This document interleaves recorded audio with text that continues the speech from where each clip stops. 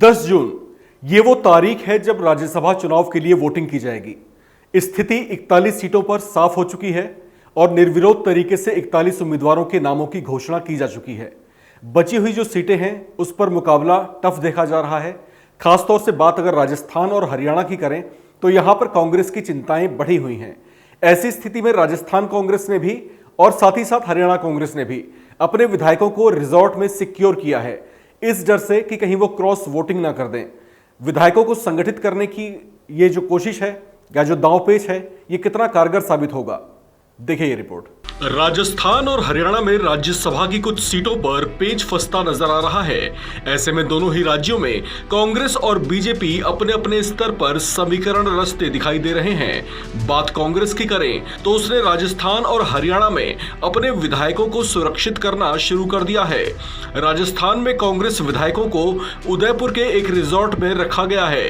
राजस्थान कांग्रेस ने प्रदेश में अपने सभी विधायकों को शुक्रवार की शाम तक इस रिजॉर्ट में पहुंचने को कहा था, लेकिन राजस्थान कांग्रेस के 6 विधायक ऐसे हैं जो कहे जाने के बावजूद रिजॉर्ट में नहीं पहुंचे। ऐसे में राजस्थान कांग्रेस की चिंता बढ़ गई है।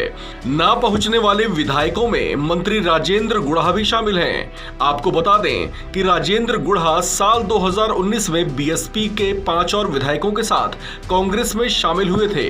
उनके अंदाज देखकर कांग्रेस चिंता में है। उधर राज्यपाल कलराज मिश्र ने भी राजस्थान विधानसभा स्पीकर को चिट्ठी लिख इन 6 विधायकों को वोटिंग करने से रोकने की बात कही है, क्योंकि इनके बीएसपी से कांग्रेस में शामिल होने का मुद्दा सुप्रीम कोर्ट में लंबित है।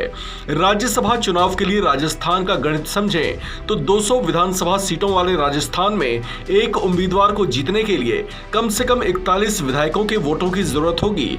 ऐसे में 108 विधायकों वाली कांग्रेस आसानी से 2 सीटें निकाल चुकी है, जबकि तीसरी सीट के लिए उसे 15 और विधायकों की जरूरत पड़ेगी, जबकि बीजेपी को अपनी दूसरी सीट निकालने के लिए 11 विधायकों की जरूरत होगी। इसी तरह से हरियाणा कांग्रेस ने भी अपने विधायकों को छत्तीसगढ़ के नया रायपुर रिजॉर्ट में रखा है, लेकिन हरियाणा कांग्रेस के 4 विधायक ऐसे हैं जो रिजॉर्ट में नहीं पहुंचे हैं। ना पहुंचने वालों में किरण चौधरी, चिरंजीव राव, रेणु बाला और कुलदीप बिश्नोई शामिल हैं। बिश्नोई को छोड़ बाकी तीनों ने ना पहुंचने के पीछे व्यक्तिगत कारण बताए हैं, जबकि बिश्नोई नाराज चल रहे हैं।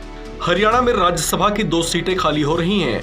ऐसे में दोनों दलों को एक-एक सीट मिलने की संभावना है। यहां एक सीट पर जीतने के लिए कम से कम 31 विधायकों के वोट की जरूरत होगी। ऐसे में बीजेपी की स्थिति तो साफ है, लेकिन हरियाणा कांग्रेस के पास सदस्यों की संख्या ही 31 है। ऐसे में उसे हरियाणा में राज्यसभा की एक सीट निकालने के लिए अपने 31 के 31 विधायकों को एकजुट करना ही होगा, वरना यहां बाजी बीजेपी समर्थित कार्तिकेय शर्मा मार सकते हैं। इस खबर में फिलहाल इतना ही। बाकी अपडेट्स के लिए बने रहिए वन इंडिया हिंदी के साथ।